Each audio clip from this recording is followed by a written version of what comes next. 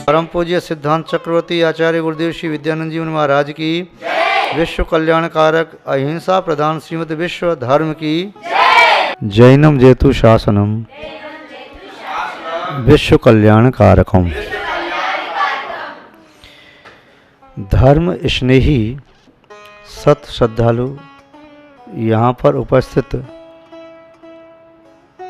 आप सभी भव्यवर पुंडरीक पुण्यात्मा महानुभाव, आचार्य भगवान समंतवत स्वामी महाराज द्वारा विरचित रत्नकंडक सावकाचार की कारिका नंबर 21 के संबंध में विगत दिवस चर्चा कर रहे थे और देख रहे थे कि सम्यक्त के 8 अंगों का मोक्ष मार्ग में कितना महत्व है।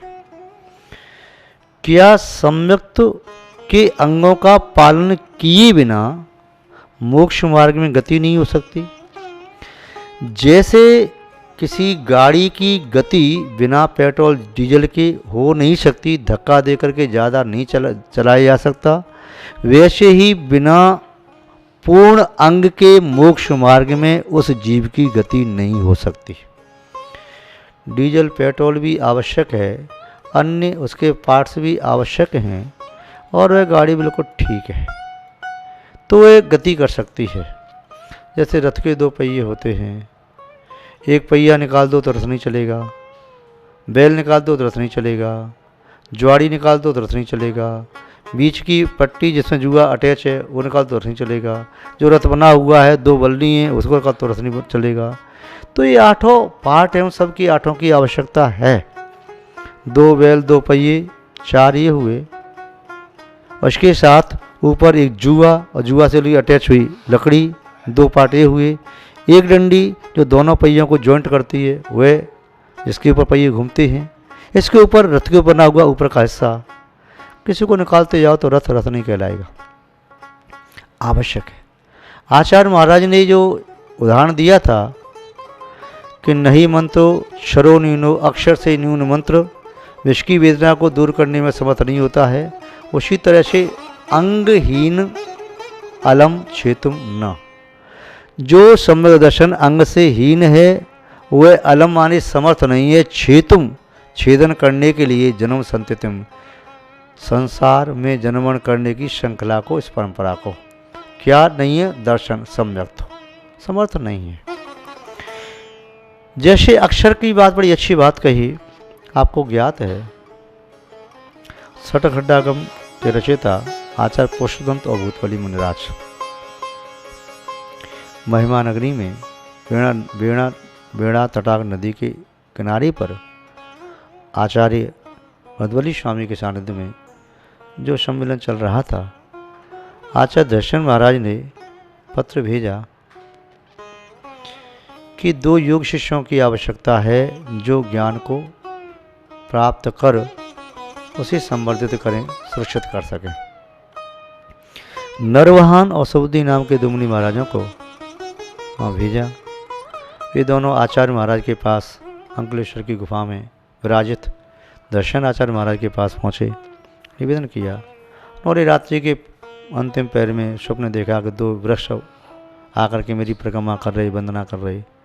समझ गए कि 2 शिष्य आने वाले। शिष्यों को यथा क्षेम कुशल पूछकर समाचार विधि का पालन कर उनकी परीक्षा के लिए उन्होंने दोनों को अलग अलग मंत्र दे दिया, इस मंत्र की साधना करो।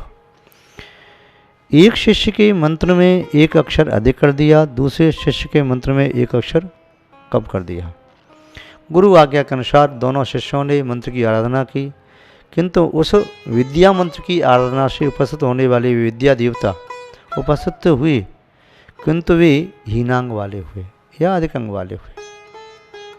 दोनों मुनि महाराज ने जान करके कि देव हीन या अधिक अंग वाले नहीं होते, निस्संदेह मंत्र में कहीं त्रुटि हमसे हुई है और उन्होंने अपने स्वयं के शोषण से प्राप्त ज्ञान के आधार से उन मंत्रों को पुनः देखा, व्याकरण की अपेक्षा से अक्षर मात्रा कम ज़्यादा थी उसे संशोधन किया और पुनः आराधना की।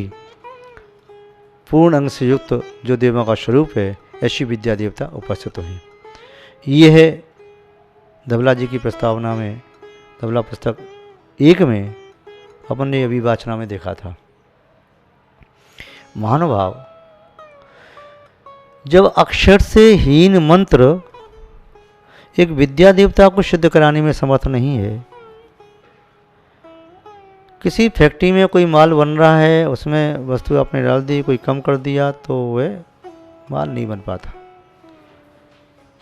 एक व्यक्ति स्वर्ण बनाने की कला जानता था, वह स्वर्ण बनाता था आवश्यकता पड़ने पर देश की रक्षा के लिए, धर्म की रक्षा के लिए, प्रजा के उपकार करने के लिए। बाद में उसे वृत्ति योगी और साधक बन गया, महात्मा बन गया, साधना करने लगा। उसके शिष्य थे, उनके मन में लोभ आया कि धर्म स्वर्ण बनाने की विधि हम भी सीखें। विधि उन्होंने सीखी। एक शिष्य थोड़ा उतावला था, आदि विधि सीख करके भाग गया, कहने लगा मैं तो सीख गया। दूसरे शिष्य ने नाकुलता के साथ, गुरु ने कहा बस तुम्हारी विद्या पूर्ण हुई, अब जा सकते हो। पहले शिष्य ने स्वर्ण बनाया, आदि विधि सीख करके उसने अपनी दृष्टि में विधि पूरी सीख ली थी, किंतु गुरु की दृष्टि में वह परिपक्व नहीं हो पाया था। तो दोनों ने स्वर्ण बनाना प्रारंभ किया। जो शिष्य परिपक्व हो गया था उसने स्वर्ण बना लिया और स्वर्ण का उपयोग परित के लिए किया। दूसरे शिष्य ने स्वर्ण नहीं बना पाया। जब वह स्वर्ण नहीं बना पाया तो स्वर्ण की विधि की पुस्तक को दोष देने लगा, गुरु को दोष देने लगा, निंदा करने लगा। जिसका अपूर्ण ज्ञान होता है या कुज्ञान होता है, मिथ्या ज्ञान होता है, वह अपने दोष को तो नहीं देखता, दूसरों को दोष देता है। किसी ने कहा भाई तुम इस पुस्तक को इस प्रकार से अपमानित क्यों करते हो, गुरु को अपमानित क्यों करते हो, अपनी भूल सुधारो ना। क्यों, क्या है, विधि मैंने गुरु से ही सीखी है। तूने सीखी है तो तुम्हारा सोना नहीं बना, कहीं तुम चूक कर रही हो। तेरा गुरु भाई है, उसने स्वर्ण बनाया, बन गया, क्या हुआ? वह जाता अपनी गलती मानता है, पूछता है तुमने कैसी विधि की? विधि तो ऐसी ही की थी, किंतु जब नींबू का रस डालने का नंबर आया, तुमने नींबू का रस डाला इसमें? हाँ डाला था। कैसे डाला था? नींबू को चाकू से काटा, उसका रस डाल दिया। बोले इसमें कहाँ लिखा कि नींबू को चाकू से काटना है? इस नींबू को काटना ही नहीं, लोहे का प्रयोग तो कहीं करना ही नहीं था, तो क्या करना? तूने पूरी विधि नहीं सीखी नहीं। नींबू को उसको चाकू अस्तर से नहीं काटना, उसे यूं ही कुचलना है, उसका रस निकालना था। उसमें लोह तत्व आने से वह स्वर्ण नहीं बन पाया, विधि थोड़ी चूक गई। ऐसे ही कोई भी विधि है, चाहे खेल के संबंध में हो, चाहे अध्ययन के संबंध में हो, चाहे राजनीति के संबंध में हो, चाहे संचालन के संबंध में हो, जो जिसकी प्रॉपर विधि है उसका उल्लंघन करते हैं तो यथेच्छ फल की प्राप्ति नहीं होती। आचार्य महोदय कह रहे हैं यदि वास्तव में परमार्थ को प्राप्त करने की तुम्हारी भावना है, परमार्थ मार्ग पर चल रही हो, तो पारमार्थिक विधि का भी पालन करना आवश्यक है। तो ये 8 अंग समग्र दर्शन के 8 अंग नहीं हैं, यूँ समझो ये धर्म के ही 8 अंग हैं। ये सीढ़ी है, इस सीढ़ी पर प्रथम द्वितीय तृतीय पार्ट हैं, सम्यक तो सम्यक ज्ञान और सम्यक चारित्र। इन 3 में से कोई अलग करो तो सीढ़ी पूरी बन नहीं सकती। महानुभाव, आप जानते हैं कि विकलांगी मोक्ष मार्गी नहीं होता। मोक्ष मार्गी कौन होता है? आगम भाषा में देखें तो मोक्ष मार्गी हैं मुनि महाराज, षष्ठम गुण स्थान वाले व्यवहार से। निश्चय से देखें तो सप्तम गुण स्थानवर्ती मुनि महाराज या उससे आगे वाले मुनि महाराज जो अभीद रत्नत्रय से युक्त हैं, उनकी आत्मा मोक्ष मार्गी है। उपचार से देखें तो मोक्ष मार्गी आप 5वें स्थान वाले को कह सकते हैं। उपचार का आशय यथार्थ में नहीं है, जो नहीं है वैसा उसमें आरोप कर रहे हैं। जैसे शेर के चित्र को शेर कहना, वह वास्तव में शेर नहीं है, उसका चित्र है। या बिल्ली को शेर कहना, शेर कैसा होता है, बिल्ली जैसा। उपचार है। तो उपचार से आप पंचम स्थान वृत्ति को आर्यका माता जियों को, अहिलक जी, क्षुल्लक जी को उपचार से मोक्ष मार्गी कहते हैं। और चौथे स्थान वाला मोक्ष मार्गी उपचार से भी नहीं है, वह मोक्ष मार्ग पर दृष्टि किए है मार्गी उसे कहते हैं जो चलने वाला हो। वह खड़ा हो गया, मार्ग को देख रहा है। पांचवें स्थान वाले ने पैर उठाया है, रखा नहीं। छठवें वाले ने पैर उठा के रखा है। सातवां वाला तीव्रता से गति कर रहा है, आगे वाले गति कर रहे हैं।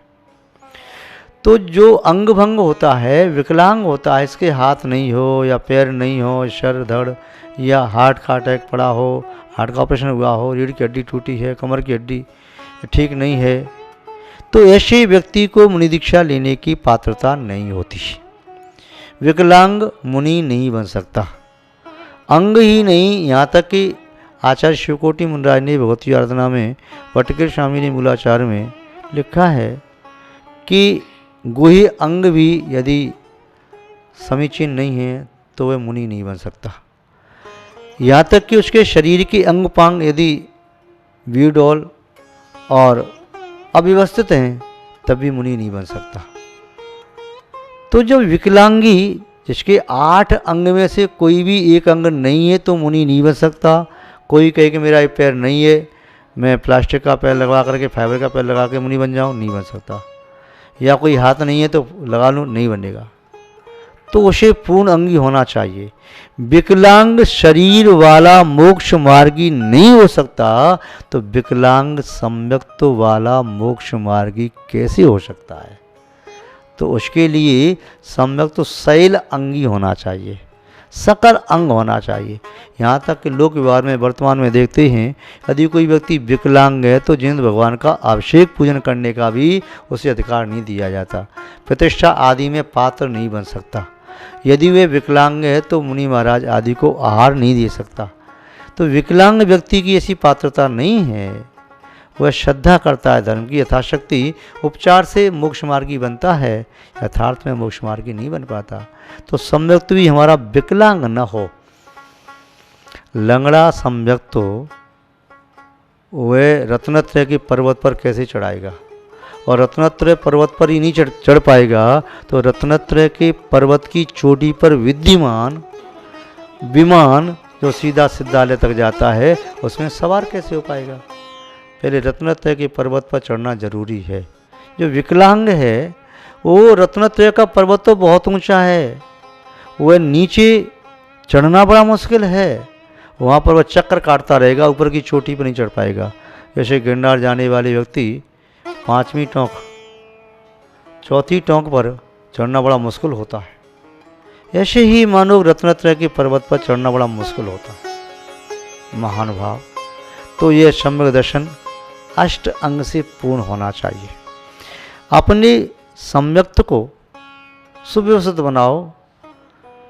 गाड़ी में 4 पहिए हैं, यदि एक पहिया निकल जाए तो दुर्घटना हो जाती है। गाड़ी में बैठने वाला व्यक्ति दुर्घटना का शिकार हो जाता है। ऐसे सम्यक्त के किन्हीं अंगों से हीन सम्यक दर्शन उसे मोक्ष मार्गी नहीं बनाता। आप कहेंगे महाराज जी 16 कर्ण भावनाओं में तो कुछ भावनाएं भालो तो भी तीर्थंकर प्रतिबंध हो सकता है। 16 कर्ण भावनाओं में कुछ भावनाओं की मुख्यता होती है, शेष भावनाओं की गौरता होती है। भावना होती सभी हैं। महाव्रतों में जैसे अहिंसा महाव्रत की मुख्यता होती है, 4 महाव्रतों की गौरता होती है, किंतु महाव्रत 5 ही होते हैं। ऐसे ही सम्यक्त के 8 अंगों में 8 अंग होना चाहिए, लोप किसी का न हो। ये मान सकते हैं किसी अंग में उसकी विशेषता है। जैसे पढ़ने वाला विद्यार्थी 8 सब्जेक्ट पढ़ता है, 8 सब्जेक्ट में उसके नंबर पास उत्तीर्ण होने लायक तो आने ही चाहिए। यदि एक में अनुत्तीर्ण है तो अनुत्तीर्ण ही माना जाएगा। या ये हो सकता है कि 7 सब्जेक्ट में उसके नंबर ठीक ठीक हैं, 8वें में ज़्यादा हैं, या 8 में ठीक ठीक हैं, चलेगा। जैसे जिस स्कूल में 33% अंक से पास होते हैं तो उसका प्रत्येक सब्जेक्ट में 33% होना चाहिए। इससे ज़्यादा है तो अच्छी बात है। और ज़्यादा प्राय के व्यक्ति के सब सब्जेक्टों में नहीं होते, किसी एक में विशेषता प्राप्त करता है, कोई दो में विशेषता प्राप्त करता है। यदि किसी एक सब्जेक्ट में कम है तो फिर उसके गुरुजन उसे कृपोत्तीर्ण करते हैं, कृपा दृष्टि करके, किंतु अंक उसके पहले पूरे करते हैं तब उसे पास करते हैं, क्योंकि उसे विश्वास है कि आगे ये विद्यार्थी इसकी पूर्ति कर लेगा। ऐसे सम्यक्त के अंग में एक में कमी है तो अन्य 7 अंग कृपोत्तीर्ण करके उसे मोक्ष मार्ग नहीं बना सकते, उसके लिए तो पूर्णता करनी पड़ेगी। जैसे एक इंद्री दूसरी इंद्री का काम नहीं करती, प्रत्येक इंद्री अपना अपना काम करती है। घ्राण इंद्री का काम सूंघना है, वह बहुत परफेक्ट है तो कान का काम नहीं करेगी। कान परफेक्ट है तो वह घ्राण इंद्री का काम नहीं करेंगे, शब्द सुन सकते हैं। जिह्वा यदि आपकी ठीक है, कुशल है विषय को ग्रहण करने में, तो जिह्वा स्वाद का ही परिज्ञान कराएगी, वह गंध का, वर्ण का, शब्द का ज्ञान नहीं कराएगी। स्पर्श इंद्री किसी की ठीक है तो स्पर्श इंद्री स्पर्शन का ही ज्ञान कराएगी। ये ऐसे 5 इंद्रियां अपने अपने विषय में स्वतंत्र होती हैं। 5 इंद्रियों का होना आवश्यक है, तभी जीव सकल इंद्रिय होता है, तभी वह सकल इंद्रिय संबंध को प्राप्त करने का अधिकारी होता है, संबंध को प्राप्त करने में समर्थ हो सकता है। यदि एक इंद्रिय भी हीन है, यहाँ तक कि अनिंद्रिय भी हीन हो जाए, तब भी संबंध को प्राप्त कर नहीं सकता, असंगी संबंध को प्राप्त नहीं कर सकता। तो उसे 5 इंद्रिय के साथ साथ अनिंद्रिय भी होना अनिवार्य है। ऐसे ही संबंध दृष्टि के लिए 4 लक्षण आवश्यक हैं, 4 भावना भी आवश्यक हैं, 8 गुण भी आवश्यक हैं, 8 अंग भी आवश्यक हैं, 25 दोषों से रहितपना भी आवश्यक है, 5 अतिचारों से रहितपना भी आवश्यक है। इसके साथ साथ उस सम्यक्त को नवल बनाने के लिए देव शास्त्र गुरु की परम भक्ति भी आवश्यक है, पंच परमेष्ठी की स्तुति भक्ति वंदना भी आवश्यक है। और इन क्रियाओं में संलग्न रहने से उनके ये अंग और निर्मल होते चले जाते हैं, और निर्मल होते चले जाते हैं। व्यक्ति प्रतिदिन श्यामाय करते हैं, जैसे व्रती लोग हैं, धर्मात्मा हैं, वह भी श्यामाय करता है, स्वाध्याय करता है, जाप आदि लगाता है, तत्व चिंतन करता है। तो तत्व चिंतन में किसी दूसरे की निंदा नहीं करना है, और इन्हीं सद्भावनाओं के साथ अपनी शब्द श्रृंखला को विराम देते हैं। जय बोलिए श्री शांतनाथ भगवान की, परम पूज्य आचार्य गुरुदेव श्री विद्यानंद जी महाराज की, अहिंसामय विश्व धर्म की, जैनम जयतु शासनम विश्व कल्याण कारकम।